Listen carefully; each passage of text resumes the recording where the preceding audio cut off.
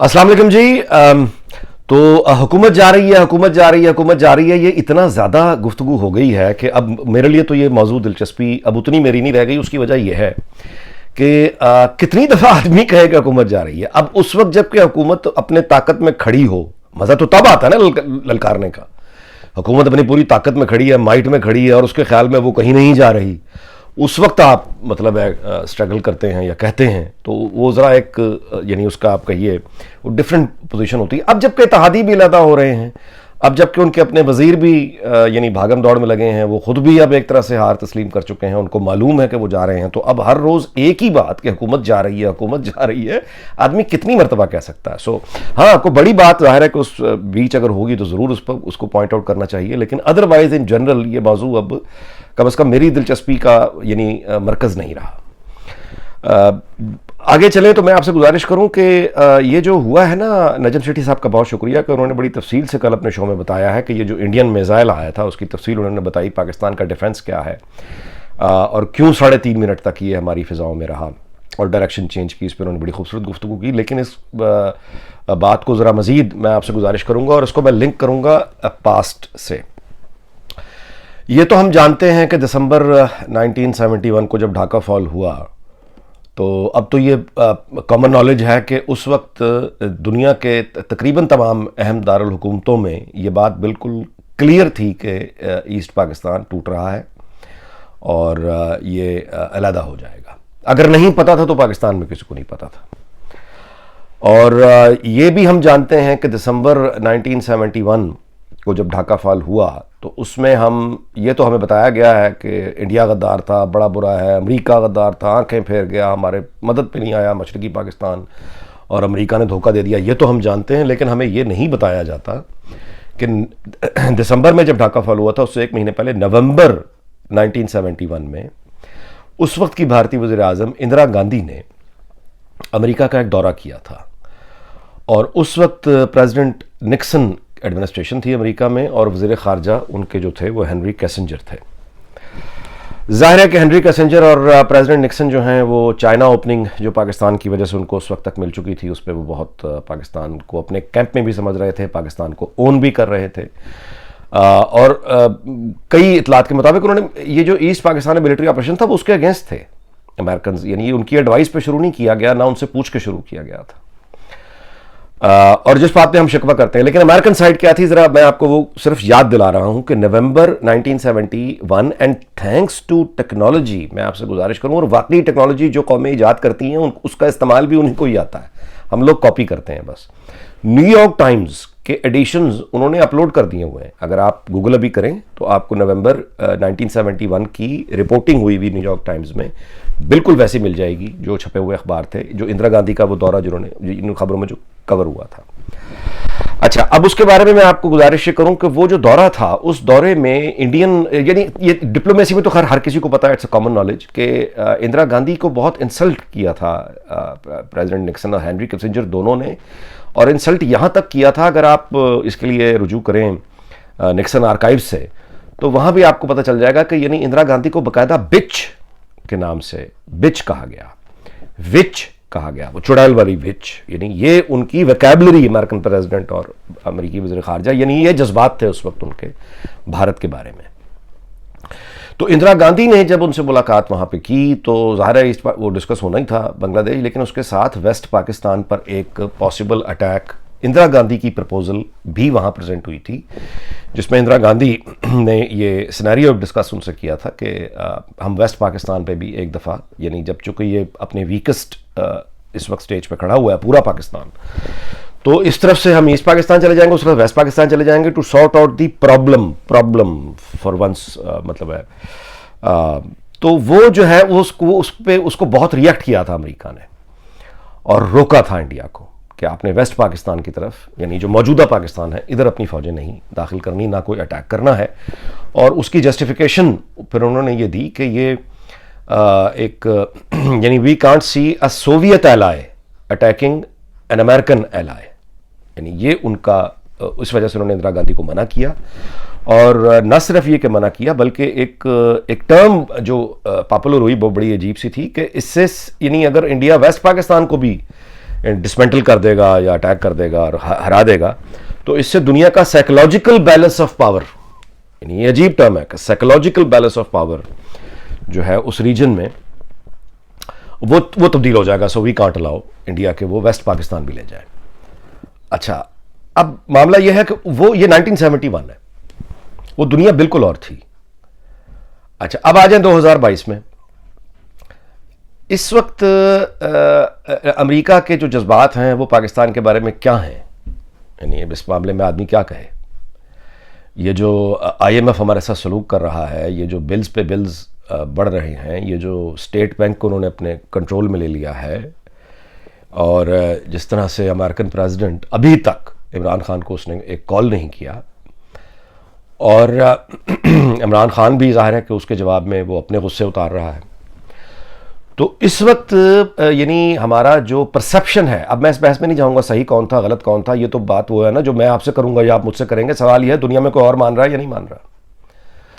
तो सही कौन था गलत कौन था, इस बहस से आगे निकलें और इस वक्त देखें कि हालात ये हैं कि अमेरिका के ख्यालात हमारे बारे में, और ख़ास तौर पे जो जलद हमीद गुल साहब फरमा गए थे, अल्लाह उनकी मग़फ़िरत करे, एक TV प्रोग्राम में कि दुनिया देखेगी, दुनिया ने पहले देखा कि ISI ने अमेरिका की मदद से अफ़गानिस्तान में सोवियत यूनियन को हराया, और अब दुनिया देखेगी कि पाकिस्तान की ISI अमेरिका की मदद से अमेरिका को हराएगी। अच्छा, अब ये गुफ्तगू तालियां बजवाने के लिए हो तो जाती है, लेकिन मुसीबत ये है कि ये हर हम भूल भी जाते हैं। यानी हमारा कमाल ये है कि हम इन बातों को फ़ौरन भूल के ऐसे एक्ट करते हैं जैसे कुछ हुआ ही नहीं। जिनके बारे में ये गुफ्तगू की जाती है वो नहीं भूला करते, वो इसको बतौर रेफरेंस अपने पास रखते हैं और बवक्त ज़रूरत ये उनके काम आता है। ये जो सऊदी आर्मी चीफ और भारतीय आर्मी चीफ का दौरा और उसके पीछे वो लगी हुई पिक्चर 1971 की जनरल न्याजी की, हम इसको भी फरामोश कर दिया, बिल्कुल भूल गए हैं जैसे ये इत्तफाक है। मेरे जहन से वो तस्वीर निकल नहीं पा रही। अब इस पस मंजर में यानी लोग चले जाते हैं। इंदिरा गांधी दुनिया में आज नहीं है, ना रिचर्ड निक्सन है, हेनरी किसिंजर हैं, लेकिन उस वक्त के यानी सारे के सारे लोग, नस्ल चली गई, जुल्फ़िकार अली भुट्टो वगैरह सब चले गए, लेकिन लोग चले जाते हैं। प्लानिंग्स, कागज़ नहीं मरते, पॉलिसीज़ नहीं मरती, वो रखी रहती हैं। वो जो डिज़ाइंस हैं, यानी किसी प्रोजेक्ट के बारे में, बड़े प्रोजेक्ट के बारे में, स्टेट के जो डिज़ाइंस होते हैं वो कहीं नहीं मरते, वो मौजूद रहते हैं और फ्यूचर के लिए रख दिए जाते हैं कि आइंदा फ्यूचर में अगर इस तरह की सिचुएशन को दोबारा बनी तो हम इन्हीं डिज़ाइंस को उठा के अपग्रेड करके तो फिर इसको एग्जीक्यूट कर देंगे।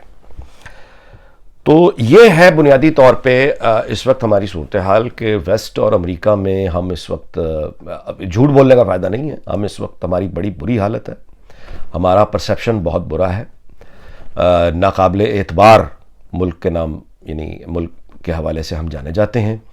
और जो बाइडन जिसकी बड़ी सख्त यानी तौहीन और बेइज्जती हुई है अफ़गानिस्तान से विड्रॉल पे, उसने अगला इलेक्शन भी लड़ना है।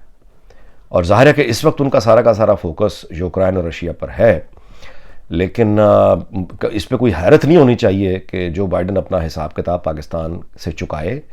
और एक तो वो इंसल्ट जो उसकी हुई है उसको भी वो वहाँ से यानी रिपेयर करने की कोशिश करे, और दूसरा ये कि वो अगले इलेक्शन में एक हमारे रीजन के यानी अफ़गानिस्तान के साथ जो लॉजिकल पाकिस्तान बनता है या फिर ईरान है, तो ईरान या पाकिस्तान के हवाले से अब उसको एक बड़ी ख़बर चाहिए जिसको लेके वो अगले इलेक्शंस में जाए। और अफ़गानिस्तान की जो ह्यूमिलिएशन है, जो उसके मुखालिफ उठा के खड़े होंगे अगले इलेक्शंस में, उनको जवाब देने के लिए उसे कुछ ना कुछ चाहिए।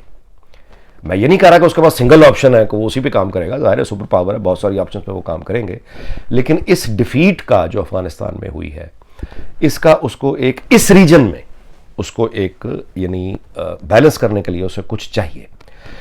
रशिया, जाहिर है कि यही इसका जो पहली बात जहन में आती है वो यही है कि रशिया को वो इतनी बड़ी डिफीट देने के बाद किसको याद रहता है पाकिस्तान, और वो एक बहुत बड़ी सक्सेस लेके जाएगा, तो वहाँ पाकिस्तान फिर मैटर नहीं करता।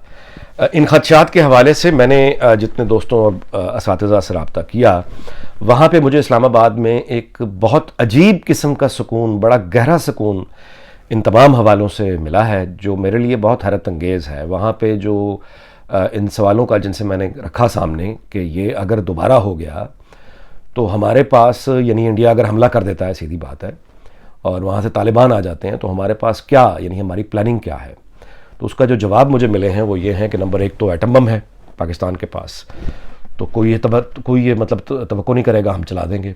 जो कि मुझे ये दलील जो है एटम बम वाली, ये मुझे कुछ ज़्यादा इसमें वज़न इसलिए नहीं लगता क्योंकि ये पाकिस्तान को देखें, एटम बम तो चीन अपनी सारी ताकत लगा देगा, अमेरिका भी सारी ताकत लगा देगा, भारत भी, ये तो पूरी दुनिया मिल के ताकत लगा देगी, एटम बम नहीं चलाने देंगे। क्योंकि अगर एटम बम चल गया तो फिर तो कोई भी नहीं रहेगा, वर्ल्ड ऑर्डर, ग्लोबल ट्रेड, सब कुछ रीडिज़ाइन करना पड़ेगा, बहुत बड़ा नुकसान हो जाएगा, तो वो तो चलाने की इजाज़त नहीं दी जाएगी। सो इसलिए हमारा जो बहुत गहरा सुकून एटम बम पर है, वो ज़रा मेरा ख्याल है कि वो ज़्यादा ही है, सुकून इतना होना नहीं चाहिए। दूसरी जो बात मुझे बताई गई वो ये है कि भारतीय हमले का सवाल ही पैदा नहीं होता। उसकी वजह यह है कि चाइना ये इजाज़त नहीं देगा, और चाइना इंडिया पर को अटैक भी कर सकता है और वो इजाज़त नहीं देगा। मुझे ये वाला भी जो आर्गूमेंट है या ये रीज़न कि चीन हमें आके किसी भारतीय हमले की सूरत में चीन बचा लेगा, ये भी मेरी समझ से बाहर है।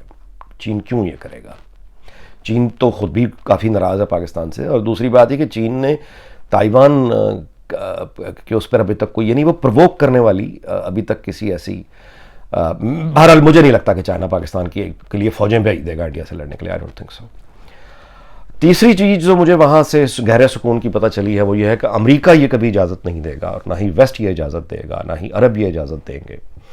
उसकी वजह यह है कि अमेरिका और वेस्ट को चाइना के अगेंस्ट और इंडिया के ऊपर भी एक चेक रखने के लिए एक लैंड चाहिए जहां पे वो इंडिया पे भी को ब्लाइंड ट्रस्ट तो नहीं, इस तरह तो नहीं होता, कोई शादी निकाह तो नहीं हो गया है, तो अगर दोस्त भी है, स्ट्रेटेजिक पार्टनर भी है इंडिया, तो फिर भी इंडिया के ऊपर एक चेक पाकिस्तान का रखने के लिए बड़ा ज़रूरी है, तो इसलिए अमेरिका ये इजाज़त नहीं देगा।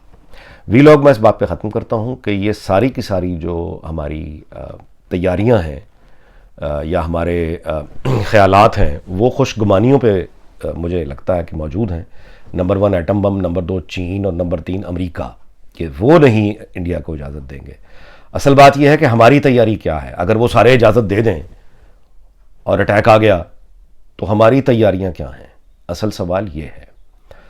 और मैं आपसे गुजारिश करूं कि ये सवाल कहीं ज़ेरे बहस ही नहीं है। ना तो मीडिया के इस पर कोई टेंशन है, ना ही ये गुफ्तगू में सवाल आ रहा है। और ये 1971 नवंबर में जो इंदिरा गांधी प्रपोज़ल लेके अमेरिका गई थी, वो प्रपोज़ल आज भी वहाँ मौजूद है। और आज अमेरिका उस वक्त तो ये कह रहा था, जो कि रिकॉर्ड में मौजूद है, कि उसने इंदिरा गांधी को रोका था। अब अमेरिका क्यों रोकेगा? यानी अब तो अमेरिका इंडिया का स्ट्रेटेजिक पार्टनर है, वो क्यों रोकेगा? और रशिया को जब एग्जाम्पल बना दिया जाएगा तो फिर रशिया के लिए जो लोग मुल्क खड़े हुए और जिन्होंने चैलेंज किया, वो अब क्या ख्यालात होंगे उस मुल्क के बारे में, अमेरिका के या दुनिया के। तो बस अल्लाह ताला पाकिस्तान को शाद रखे, आबाद रखे। और हमारी यानी ये सोचना कि सिर्फ यानी हमारा डिफेंस मैकेनिज़्म बहुत मजबूत है, दुनिया हमारा बिगाड़ कुछ नहीं सकती, और हमें कुछ नहीं हो सकता क्योंकि अल्लाह की वो ख़ास पसंदीदगी है पाकिस्तान के साथ, ये जो खुशगुमानियाँ हैं ना, ये खुशगुमानियाँ बचाया नहीं करती। तो मेरा ख्याल है कि हमें विजिलेंट होकर अब देखना चाहिए, और हमारी तवज्जो होनी चाहिए कि अगर इंडियन एग्रेशन और डिज़ाइंस हैं अटैक के रियल वर्ल्ड में, तो फिर हमारी तैयारी क्या होगी। आपका बहुत बहुत शुक्रिया। अगले व्लॉग में मुलाकात होगी। अल्लाह ताला पाकिस्तान को शाद और आबाद रखे, दुनिया को शाद और आबाद रखे। आपका बहुत शुक्रिया। अल्लाह हाफ़िज़।